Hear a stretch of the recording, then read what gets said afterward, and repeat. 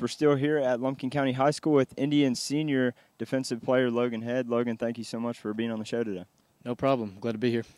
Now, you guys had a tough 0-4 start to the season, but then you were able to finally find yourself in a groove. You get a couple of big wins there in a row. What was it like to kind of get the monkey off the back there for the team? It really relieved a lot of stress for all of our players and seniors and coaches just to get a couple wins, just to get back in the feel of things.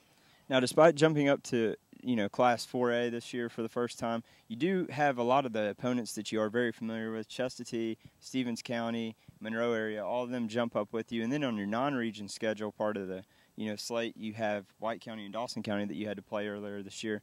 But there still has to be kind of a different feel when you go up from 3A to 4A, right? Right. It definitely helps playing those teams that we're familiar with, but the speed of the game definitely improves once you jump up that classification. Now, at a glance, you look at the schedule, games 2 through 5, kind of unheard of with all these teams in the region and the area, but you had games 2 through 5 on the road, so you went a whole month without playing at home, which can be pretty tough. But to capitalize that tough road stretch, you guys came out with, I believe, a 13-12 win over Walnut Grove, before coming back here on your home turf. What did that do for your team? I think it just really helped bring our team together, coming off a few losses on the road, and just to bring us back home with a win really helped our confidence.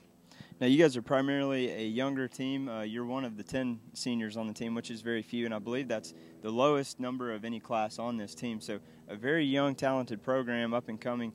From a player's perspective, what do you feel like the outlook is for this program the next couple of years? This program's definitely got a bright future. There's a lot of young kids that work really hard in the weight room and on the field, so I think there's definitely a bright future for Lumpkin County.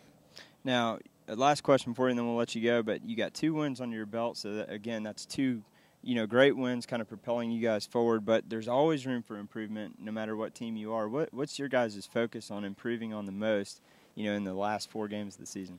We just want to focus on getting our execution down a little more each and every game, and just giving the most effort we can every single game. Well, Logan, good luck to you closing out the season. Thanks again for coming on the show. Thank you. Now, don't go anywhere. When we come back, we're going to have another football interview for you, more highlights, and then our Player of the Week here on Blitz.